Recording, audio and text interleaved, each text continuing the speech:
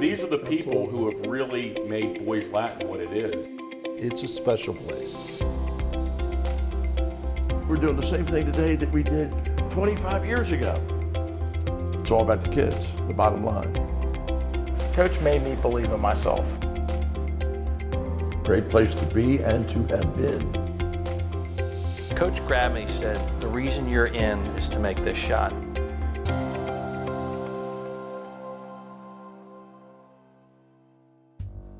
Hugh E. Gelston Jr., affectionately known throughout the Boys Latin family as Snuffy, began his life as a Laker in 1956 as a student and a member of the basketball team. After graduating from Boys Latin, Hugh moved on to the University of the South, where he played 4 years of college basketball. Snuffy found his way back to Lakerland in 1965.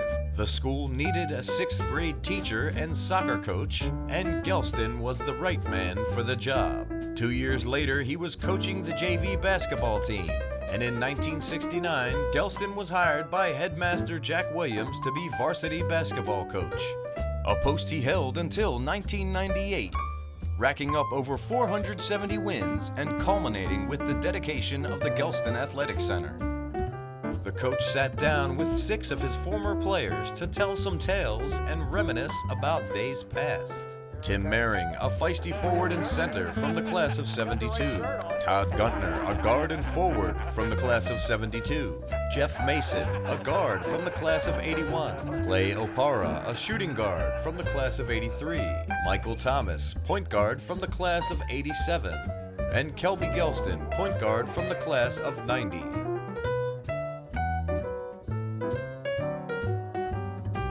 Is my hair okay?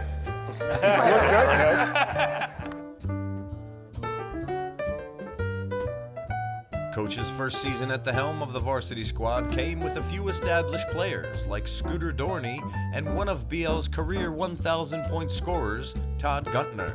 Well, fortunately, they were here when I started, because they played for Otis for a 1 year. year. At least Todd and Scooter had. And so we had a ball handler, we had a shooter. We got Tim, who was our Dennis Rodman of the team, the rebounder, the guy that would get on the floor to get loose balls. Braxton was on that team, right? That's right, Johnny He was a good B. complimentary player. And was David Zink on that team? Yeah, he 1 was year. 71. He was 71, not on the 72. So we had a good nucleus and good all-around team. Yeah, we lost to Douglas, and then we lost, I think it was Douglas? It was Loyola. It was Loyola. I know Loyola Douglas High was School. one of them. Yeah, Scooter and I had just come off the gridiron.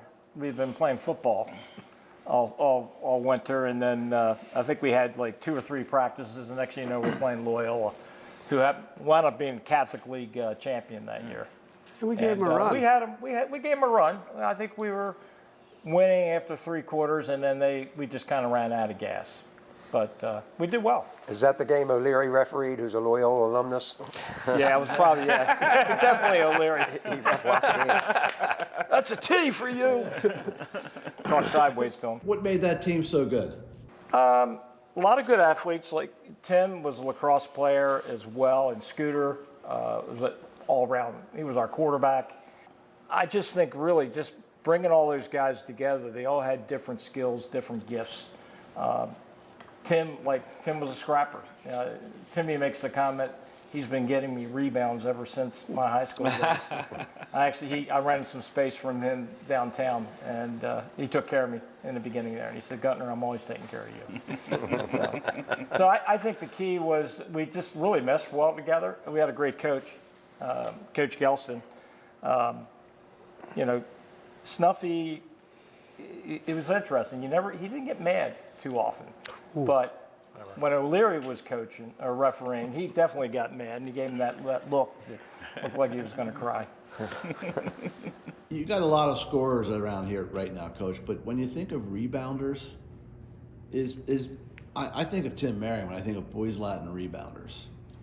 Now, he did hold some of the records. I don't know whether they have changed or not with the shot clock and whatever. Maybe guys are getting more rebounds, but that's Timmy's role on our team, and he accepted it and excelled at it.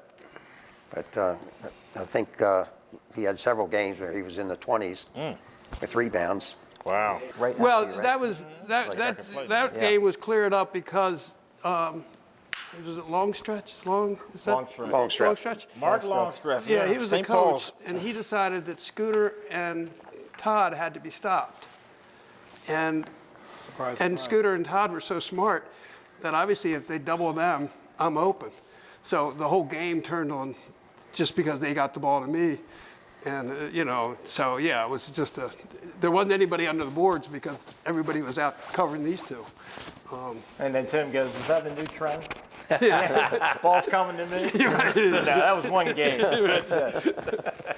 Yeah, we had Todd. Todd was in the Street and Smith, used to be the main remember that? preseason basketball magazine. He was in there as one of the top players from Maryland. Coach was good at getting good press for me. He had to get the good story. Mace, what was it like in those years with no height, just a lot of great athletes, and Coach Gelston over here? Well, I think Coach put a great team together. I mean, we were sort of like Tim said, we meshed really, really well. And Mark Knobloch was 5'10" as our 4, but could jump. And Jesse McDade was our center at 6'1". We were really, really small, but really good and really well coached and really well disciplined. And we had just a magical senior year, almost won it. But it was just a great collection of guys who really worked hard and who we were coached really well. Yeah, they lost to McDonough, who had probably after Walter Davis, maybe one or two other guys, probably the best player we ever played against was Torrance Chisholm. Yeah, no doubt. Who went on to, left McDonough, went to Dunbar, and then went to Delaware and was one of the national leaders in assists in college. And he was very good. And Matro was, almost equal to him. Matro played him pretty well. Yep. So we lost, as I recall, we played here on Wednesday. So we led off with a home game. We played, and we lost, I think by, as I recall, maybe by 5, something like that, not by a couple baskets. And then we went to McDonough on Friday night, and their gym was bigger than ours, and it was just Packed. chock full, packed. There's standing room only under the remember that baskets. And this speaks to how calm Coach always was. So, there's 2 seconds left. We're up 2. Thank God there was no 3-pointer at the time. And Coach said, just, make sure you just don't foul. Everyone just. And so this guy, Steve, who I can't remember his last name, very nice fella, caught the ball and threw in beyond half court. He launches it, and we're all looking, and our fans, thinking we've won, start coming down onto the court, and the damn thing went in. Yeah. And our people just stopped in the McDonough section, went absolutely haywire. So we had to win, or it was best of 3. We were done. So we get into the huddle, and Coach very calm. Don't worry, everything's gonna be okay. Don't worry about it. We're gonna come back and win in overtime. And damn if we didn't. We won Friday night, and then we had to play the rubber game on Monday at Hopkins.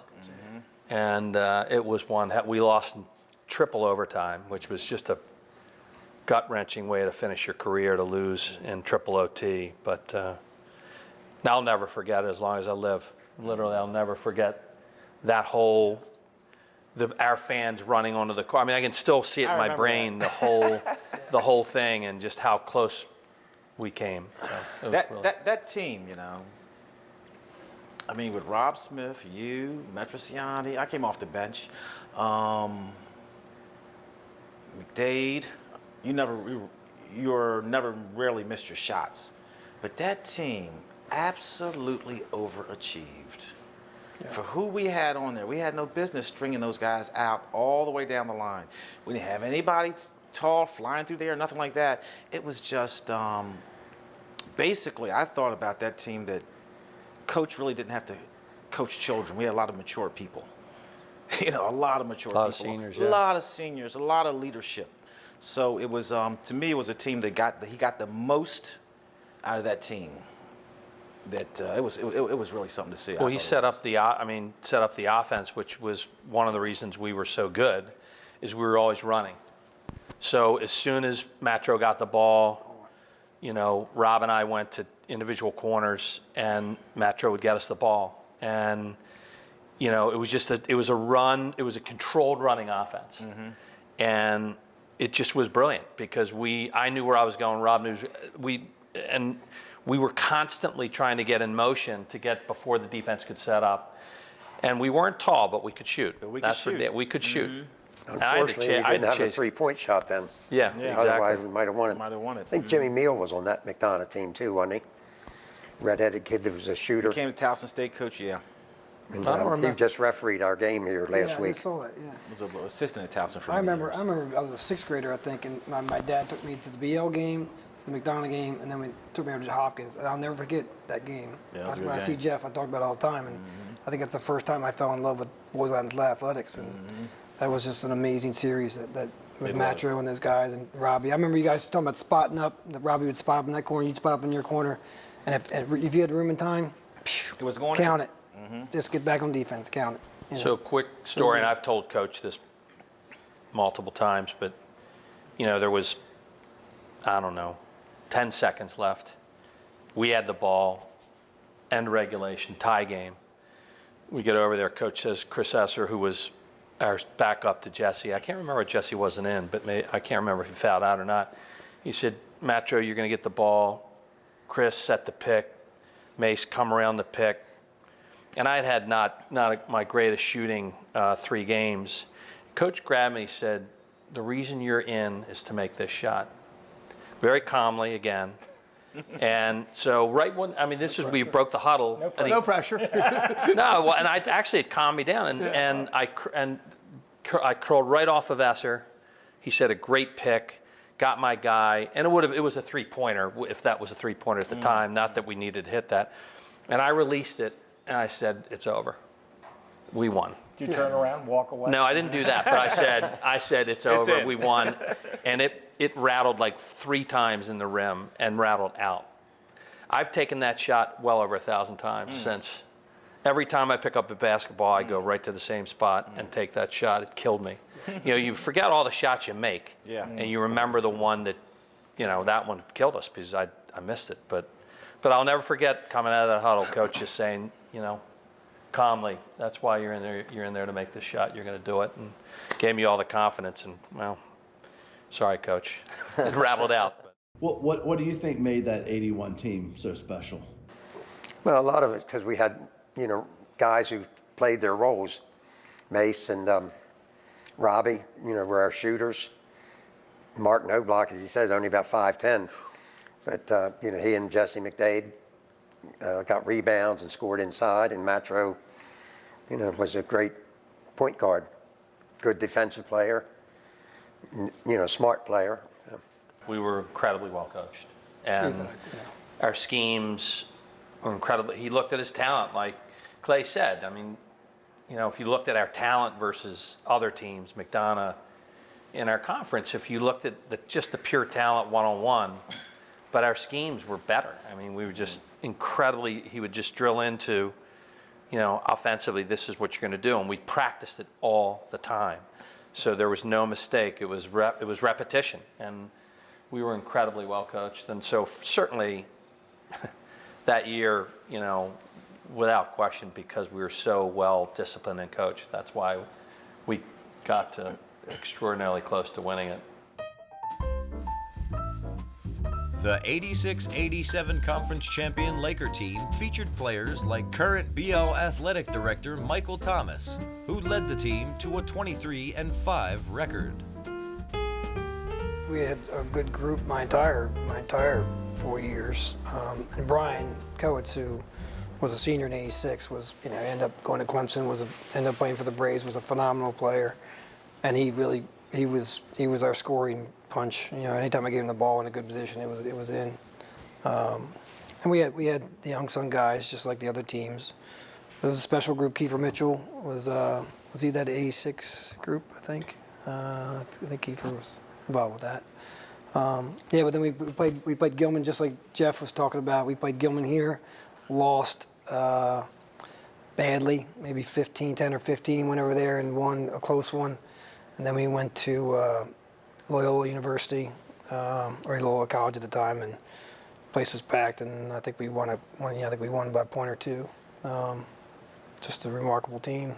I remember going down the court, and I think we were down one, and I just gave it to Brian again, which I had done for a long time. It was just boom, he hit a shot on the baseline. That was it. I think they had a couple seconds to get something at the end, but that was over. Well, our big men were Jeff Hurley and Saul Tucker. Saul Tucker, yeah. And Gilman had Eastwick, who was like 6'8", and ended up starting for Princeton in the NCAA tournament. They had a guy who was a big football player up at Princeton, about 6'5". Yeah, so I met Leon Newsom many years ago. He's bigger than 6'6". I saw him at some job I was doing, and we immediately went right back to those events. Just like I was shaking his hand. We just went back to Coach Gelston and their coach and our teams, and it was quite a flashback for a few minutes there. So and they had Gordon, who O'Leary called a charge on right towards the end of the game, which gave us the ball. Yeah. And Gordon's father, who was in the tire business or whatever, came down and accosted O'Leary at the end of the game. But and they had another good guard that went to the University of Chicago. I forget his name. Yeah. But they certainly had the size. But Hurley and Tucker, I mean, they got rebounds for us. And yeah. Was it a good call? Definitely. And I know Timmy Holly, when I would see him, he was an assistant on the team. He was upset with their head coach because they wouldn't press us. And because they had the big guys to protect the basket, but I think he was worried about Michael and Brian, could handle the ball and get it up the floor. But yeah, so we had I remember having just 3 tremendous years. We just remarkable, great records, and just again what you guys talked about, the complementary players.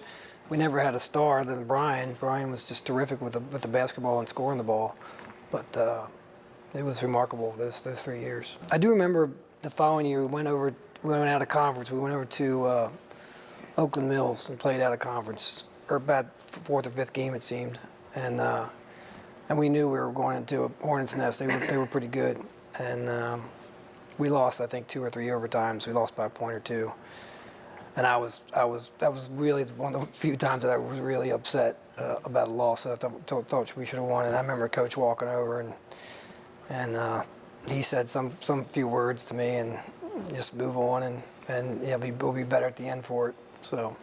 But that was one of the probably, even though it was out of conference, we all love playing the Gilmans and the McDonoughs, but this one for some reason always stuck with me because I think we deserved it, and it was 2 or 3 overtimes and we lost a close one. But I remember his demeanor after the game. Didn't throw anything or didn't. He was very proud of his boys certainly that day and many others. Coach, I think it's important that people know that there weren't tournaments back then, and you brought the LIT, the Laker Invitational, which used to have 8 teams. What gave you the impetus to do that, and how I think it was very successful? And I think at the beginning we started the tournament at the end of the season because there weren't any playoffs back then. Because they weren't interested in all the money. If you won the regular season, you were the champion. Now they got all these playoffs that go on forever. And then when they started the playoffs, then we moved the tournament up in December. And it was a chance to we had teams from Washington, Delaware, as he mentioned. I think Virginia, every now and then we'd have somebody up. So it was one of the first tournaments around and went for, 25, 30 years, I guess. We plan on having the 47th next year with 8 teams. With 8 teams. There's 2 right now. There's 2 from Texas and 1 from Pennsylvania coming, and 1 from New York. So they're already locked in. That's great. So. It's impressive.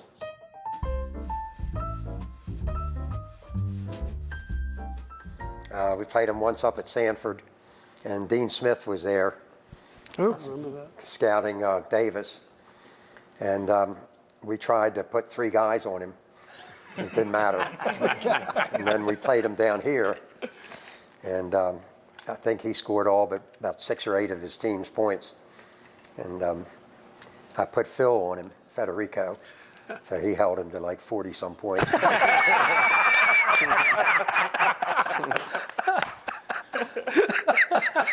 that was, just as an aside, the coach of that team was, guy's last name, I think it was Don Frazier.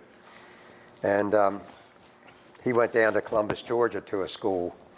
And he always appreciated the fact that we played them, because I think a lot of schools up there wouldn't play him because he was getting these kids in from Carolina. So he actually had me come down there and apply for the job that Kelby would have grown up in Columbus, Georgia, but I didn't get the job. So I never knew that. There you go.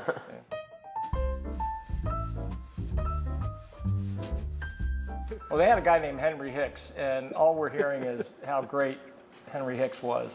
And so we went out there. This guy was magical, and he was just killing us. And we were down by 15 halftime. And I've never seen Coach show so much emotion. He came into the room. He was real quiet. Next thing, he took his clipboard and he just threw it against the wall. I think it just missed my ear. And he looked at me and he said, "You got to get out there and start playing." So we picked it up in the second half. We wound up winning the game by 5 points and winning the Laker Invitational Tournament. I don't know, mostly it wasn't directly at the team, but we got the message. You know, there were a lot of chairs that got kicked at times. There were, and so we got the message pretty quick that we better pick up the game a little. But the other thing about that invitational tournament is we sort of questioned the coach why we were playing Henry Hicks in the first game and not the last game.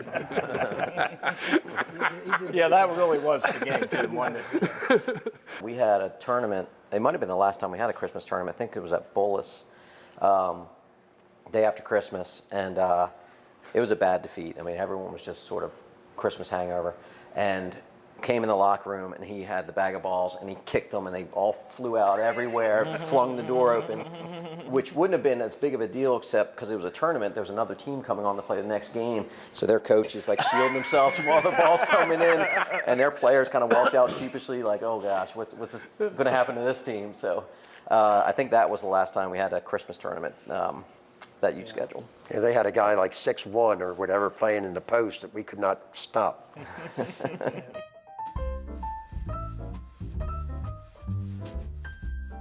Well, I recruited, Clay and I were talking about a guy named George Pinchback, used to be a referee. Oh, Pinchback. And he came to my wife's funeral this summer, and we were talking.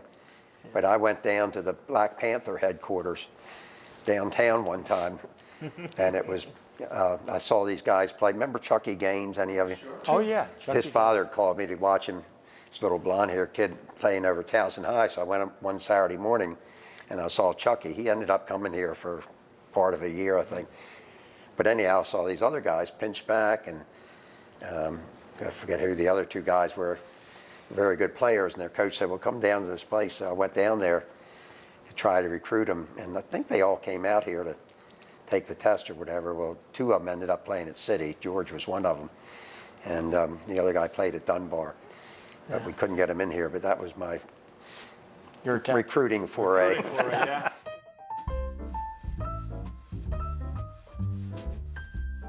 If I was playing for Coach and I was doing something, I had a lot of mustard in my game, so to speak, you know what I mean?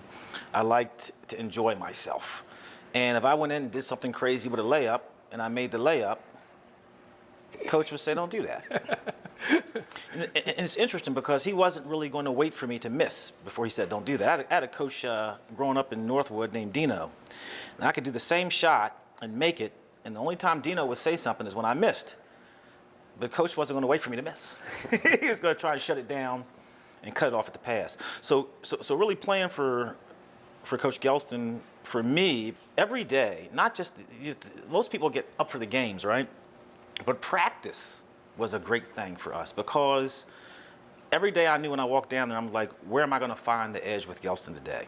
I think the coach ran such a nice practice, he never had to get mad at you because you knew that you'd screwed up.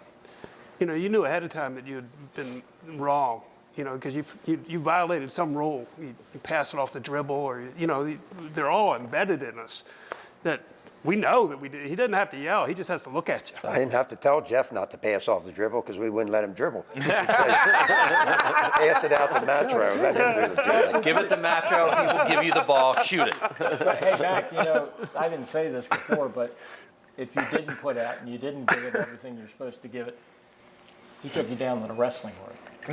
And he made you wrestle with the wrestlers. And I'll tell you what, after doing that for 1 minute, I was like, I'll take suicides all day. But he had a way to get through to you. Yeah, I always look forward to beginning a practice because I like to do the fundamentals and the drills. And I was fortunate, as they said, Jerry Savage from Loyola and I became friends, and we'd go out to Las Vegas every year. Nike had a coaches clinic out there. And, you just pick up one or two things. I remember hearing Pat Summitt, and women's coach at Tennessee, and she talked about at timeouts, putting your point guard here, the 2 guard, 3 guard, having special places. And I still do that with the 6th grade. So you know who's playing what position. Those just little things like that. You pick up out of bounds plays or different drills. In my memory is defense was old school, boy. You got down in that 3-point. You were down in that stance. No, that was a key to your team because Metriciani if you didn't play was defense, really serious on defense. Yeah, if you didn't play defense. Now I know because I had to guard Clay in practice, and that was no joke. He was a sophomore. He was damn good. And if I didn't play defense on Clay, I wasn't going to play.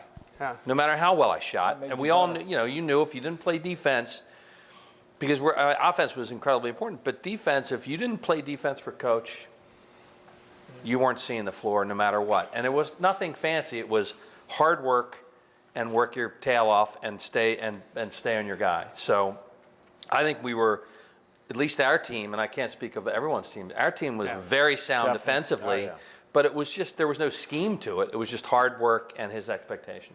I don't know whether I started this way, but later on my philosophy was, you yelled at kids in practice rather than at the games. Let them play the games and try not to embarrass them in front of their girlfriends and parents and whatever in a game. But I don't know that I started that way.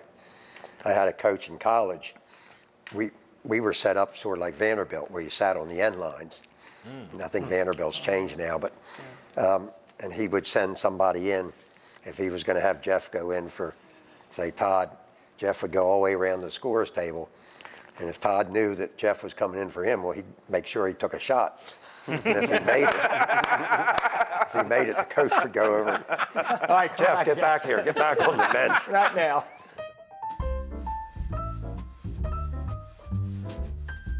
Well, usually we like to try to play fast. The one year we were playing McDonough, and they had beaten us, 20-some points like a week earlier. And we were playing them out there in the snow. So we decided to hold the ball on them. And I remember that game. Were you still playing? Were you there on that team? That was my team. And anyhow, I You didn't score 30 that game. scored halftime. No, indeed. Halftime was 4-2. Exactly. And, The old Steve Smith. We ran a 4 corners. Yeah, Clay, that had to hurt your Team scoring average. team scored last week in the first half.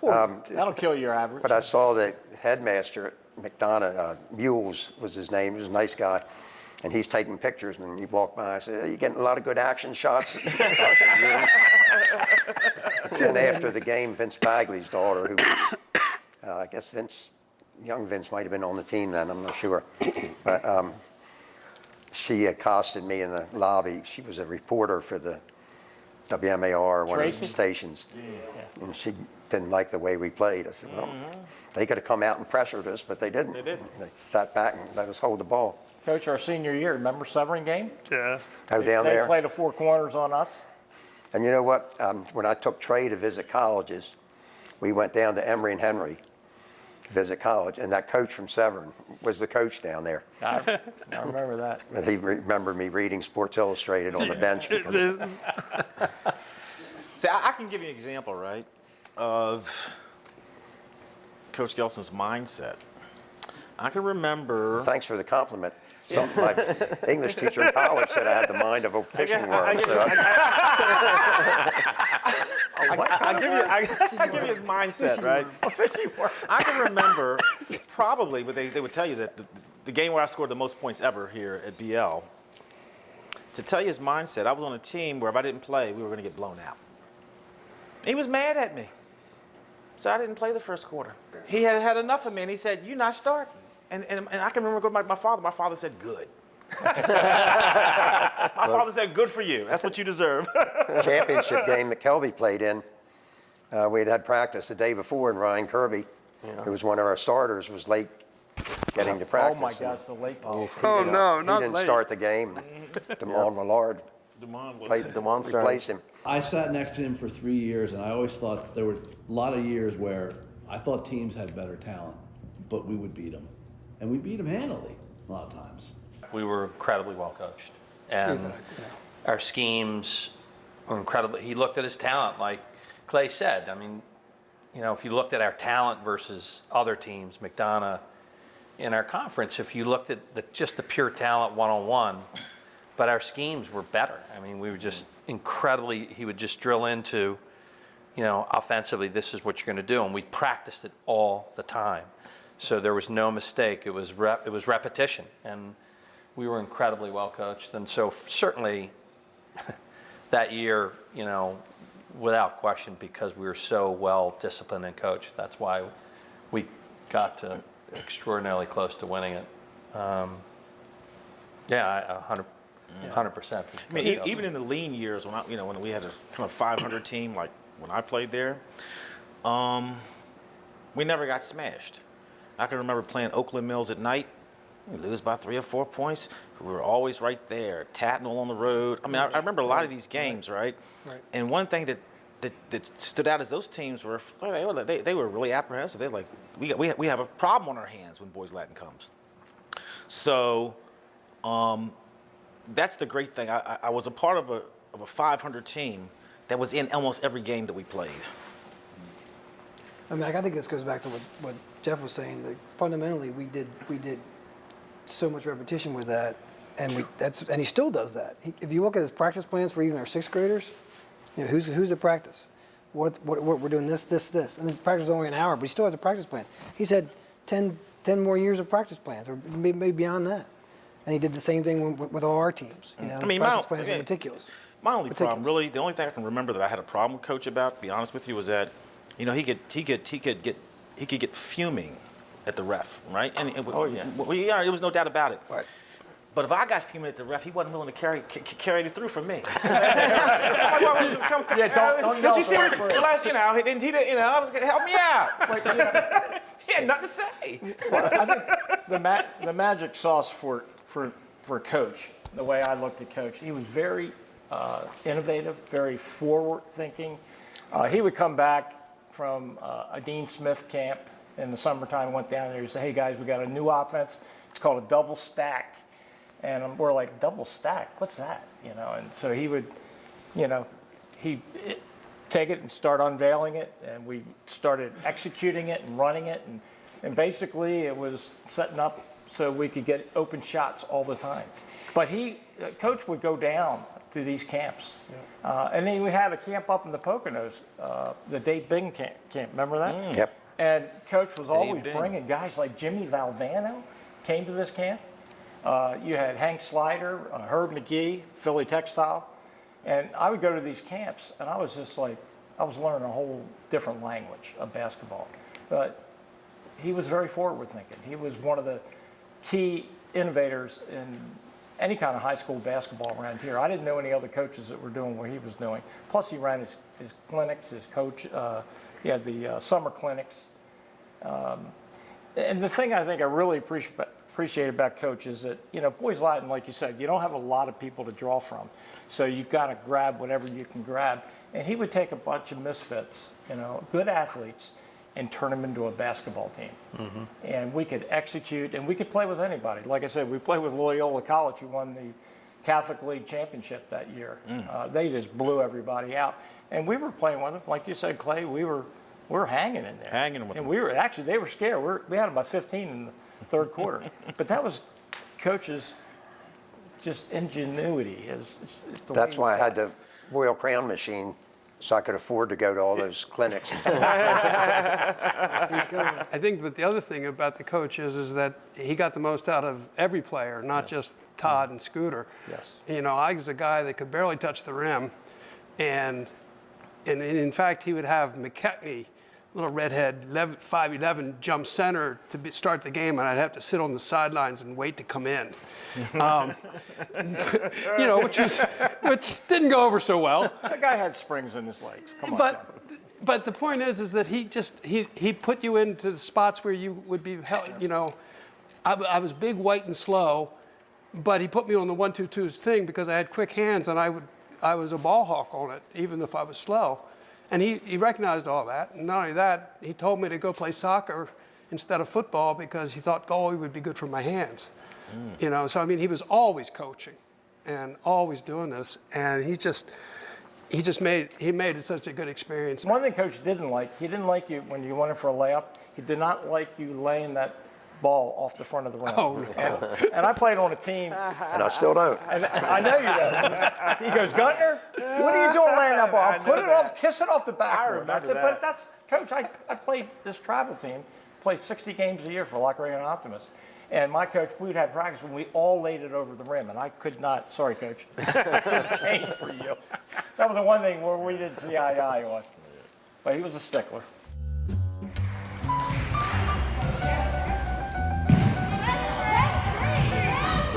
Your man, Tyler. A lot of these kids now, I mean, these sixth grade kids that I'm helping Caroline Smith with now, you know, a lot of them play AAU ball, and it seems like all they do is play games. That's it. Now, I'm sure Todd did growing up, and I did growing up. We learned to play the game on the playground.